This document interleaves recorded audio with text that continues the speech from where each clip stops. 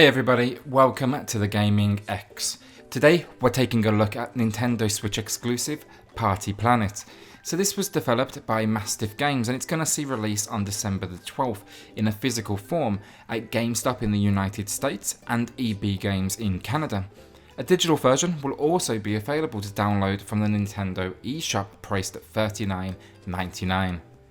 So game modes, Party Planet consists of 30 different minigames ranging from 1 to 4 players. Having played both variations, multiplayer is really the only way to go to add any sense of enjoyment to this game. They clearly felt like 30 minigames was also a lot to keep players busy, so they kick things off by locking you out of 50% of the games. They're going to force you to grind your way to the remaining levels.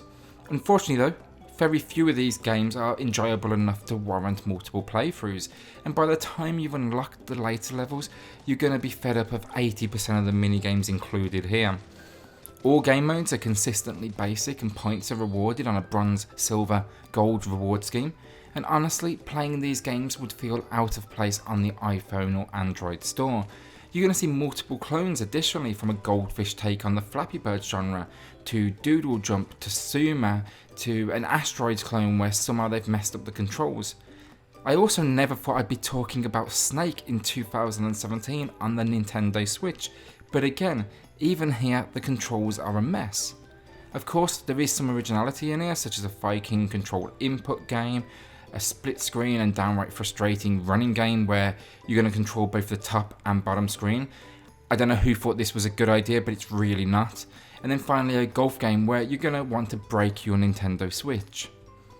Once all 30 games are unlocked, it's a simple selection screen, so rather than forcing a player to grind to unlock those final few games, I would have suggested probably a board, something akin to Mario Party. It would have done a lot for player engagement and replayability. I can honestly say this game will never go back in my Switch. So gameplay, if there's one thing consistent with Party Planet, it's simplicity. Frequently from game to game you'll be using maybe 1 or 2 inputs at a time. A mystical totem, 1 button for left hit, 1 button for right. Hopper jump, it's a single jump button. Snake, directional controls. Frosty hockey, joystick and 1 button power hit.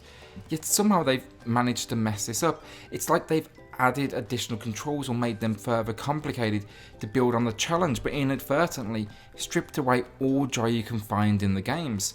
Snake, where you would typically just use a D-pad control, becomes a rotation where precise movements are nigh on impossible. Golf will take you hours to line up your shot and power. Asteroids is a broken mess where instead of just turning your ship, you have thrusters and rotation separate. I just stayed in the corner on this one, barely moved, kept hammering fire, because half the time it's way too easy to get gold anyway.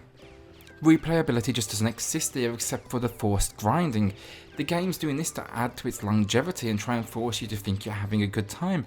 I promise you you're not. It's pretty basic here. It looks like a Nintendo eShop game, but with nothing to suggest it was released in 2017. The tone can be a bit out of place from game to game. It's like they had different designers and artists on each, where they decided screw consistency, let's just all do our own thing and we'll put it together at the end. One of my favourite games was Trapping the Bug, and it's proving that graphics really take a backseat when it comes to a working control scheme. Now the graphics, they're crisp, they're going to give you everything you need to succeed in the minigames, but this looks like it belongs on a cell phone. So, sound and music. Boppy music plays throughout as a final attempt to make you feel like you're having a good time.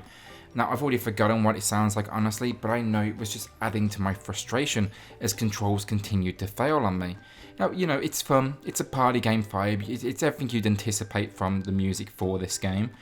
Sound effects from game to game are minimal, but they impact the game in no way, and there's really nothing much else to say here. If the sound and music was attached to games that worked well, I wouldn't have any complaints. When I looked online, I was really surprised to see videos and reviews from people with 3 and 4 stars out of 5, or commenting on how much fun this was, or doing the unboxing, and it got me thinking, maybe I'm just the wrong audience.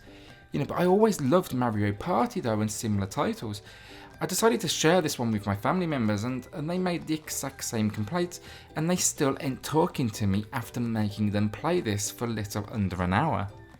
I'm here to give honest reviews, and this one is a mess.